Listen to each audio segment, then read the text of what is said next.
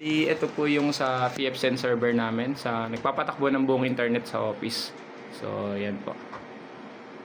Then, ito naman po yung QNAP server namin sa buong office din po. Mostly ginagamit ng mga creative kapag nagsisave ng files. Then, ito ang PABX na local phone ng buong office. So, bali, ito po yung pwesto ni Sir Plong. Then, ito naman po yung pwesto ko.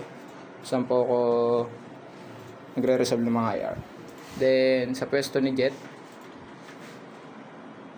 And ito naman po yung format station namin. Kumbaga, dito po kami lahat nagre-repair, nagche-check. Then, yung mga excess na RAM, tawagin. Yan. Then, yung mga tools, screw, then excess na hard disk, nandiyan naman po lahat.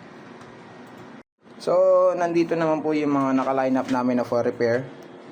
Yan. So, may mga tagging naman po siya kung para kanino. Then, yung mga for repair. Ayan po. So, yan. So, kay Taytay. Then, ito po. Yung mga kailangan, nilalagay na rin po namin ng tagging. Ito naman po sa ground floor sa tech storage. So, nandito po yung mga gamit namin. So, tulad po na itong LAN cable. Then, yung mga excess asset po namin. So, itong mga all-in-one na po, itatawag na lang po dun sa supplier para ma-return. Ayan po. Then, may mga excess monitor po tayo na mayroong mga minor dents. Then, dun po sa bandang dulo is yun. So, yun po.